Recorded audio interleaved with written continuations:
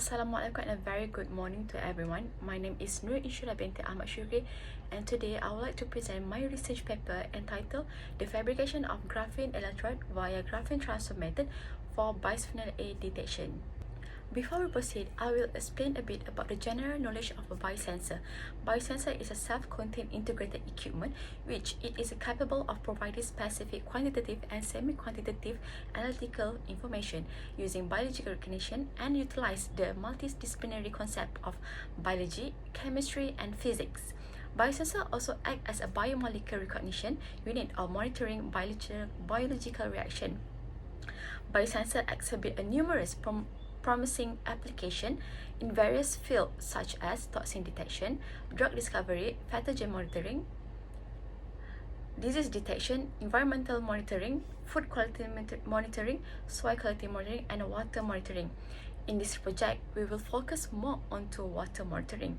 Nowadays, water quality monitoring has become a primary environmental concern due to a chemical exposure that could be worsen the quality of the water. In this case, bisphenol A is a chemical that will work for this water monitoring. Before I explain more detail about what will I be working on this project, I will explain a bit about the biosensor mechanism. The first part of the biosensor is the analyte. Analyte is a substance that need for a detection to generate from chemical, physical, or electrical signal that can be measured. Analytes can be a pesticide, glucose, urea, and etc. And their present and concentration can be measured. In this research, bisphenol A will be taking part in the analyte to detect the bisphenol A in the water. Next is the bioreceptor element. The bioreceptor element will react with analyte to produce a chemical, physical, or electrical signal which it will be detected by the transducer. Bioreceptor can be an enzyme, antibodies, DNA, and RNA, or an aptamer. In this work, aptamer will be part of the bioreceptor as it can provide the ability to target the small molecules. Next is the transducer. A transducer is used to convert from a biochemical signal resulting from the interaction of the analyte with the bioreceptor into an electrical signal. The intensity of the generated signal is directly or inversely proportional to the analyte concentration. Electrochemical transducers are often used to develop a biosensor. Okay, now I will be explain what I will be working on this project. The firstly is BPA. In Europe, bisphenol A or BPA has been classified as a very high concern chemistry by REACH, which are Regulation on Registration, Evaluation, Authorization, and Restriction of a chemical due to its toxicity. BPA can be categorized as a high production volume of monomer for making a wide variety of polycarbonate plastic, such as beverage container, drinking bottle, and many more. It also can be classified as a endocrine disrupting chemical, EDC, which are a natural or synthetic and have ability to alter the activity of response by blocking natural hormone from binding to the receptor, increase the perceived amount of endogenous hormone in the body by acting as a hormone mimic to its receptor. This making the BPA as an analyte in this work. Secondly is aptamer. Aptamer will be used as a part of recognition system for the BPA level through a water sample from pharmaceutical. BPA could be used as a biomarker for the water security evaluation in the pharmaceutical industry and offer an easy sample collection, require untrained personnel to handle an on-site response time. Aptamer will be used as a part of the recognition system for BPA level due to the aptamer able to recover from the temperature and pH that other protein does not have, thus provide an extreme specificity, selectivity, and affinity. The aptamer will be immobilized on the functional graphene, which are electrode of the biosensor. Now we proceed to the problem statement of the research. The first problem from the research is the method. Method for the graphene such as drop casting, mechanical exfoliation are not favorable because of some disadvantage, such as not uniform thickness for the drop casting, and small flake make it difficult to locate the single layer graphene in a mechanical exfoliation. So for the solution, a graphene transfer method is applied using a polymeric layer that will be used in this project, as it is easy to manage and has a better yield. Secondly, the problem statement from the research is the reproducibility of a past method are not fully satisfactory with the antibody, enzyme and other bioreceptor to detect BPA, and modification is hard compared to an aptamer. So for the solution, aptamer will be used as a new alternative to the antibody and able to be used in a immunotherapy and delivery system. So from the problem statement, the objective for the research are to fabricate a graphene electrode using a graphene transfer method and characterize the surface methodology of the graphene surface. Secondly, to study the recognition of a BPA with after sensor using an electrochemical impedance spectroscopy, EIS. So right now, I will proceed with the overall methodology for the project.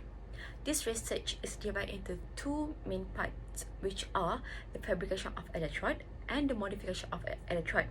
First, the work begins with the fabrication of electrode, which graphene deposition take place. Then, if the graphene deposition is successfully transferred, the graphene electrode move on to the modification of the surface and the BPA detection.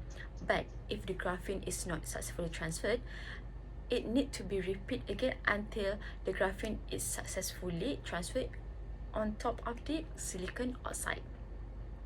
So right now, before I will explain more about the methodology. Before the graphene electrode is being fabricated on the silicon, a blank silicon wafer will undergo the oxidation process. Then the SiO2 or silicon oxide wafer will be cleaned first and ready for the graphene deposition.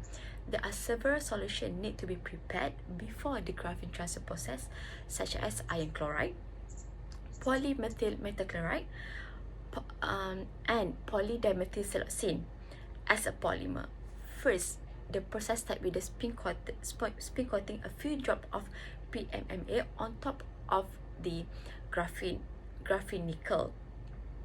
Then, few drops of PDMS is dropped on top of the surface. The polymer are cured at 100 degrees Celsius for 10 minutes until it is solid and hardened. After that, the substrate is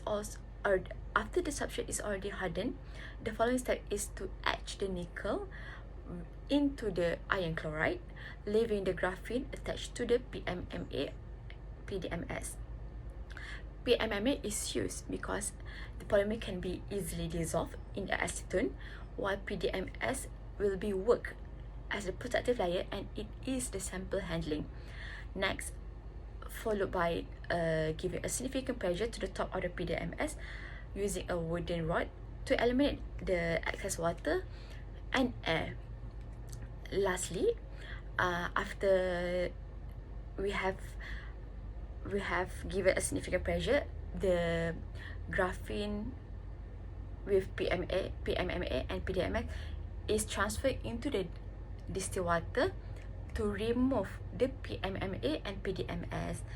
If it successfully transferred, the substrate of graphene will be characterized under a SEM and HPM. So as you can see, a figure above shows the SEM image of graphene in a working distance of 15 kilovolt with a magnification of 6.5K and 10K times.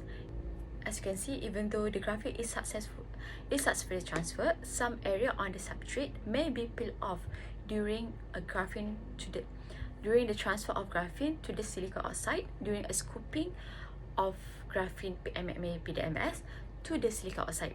Besides, the image also shows some impurities that may be the PMMA or any dust, which are not fully dissolved in the acetone.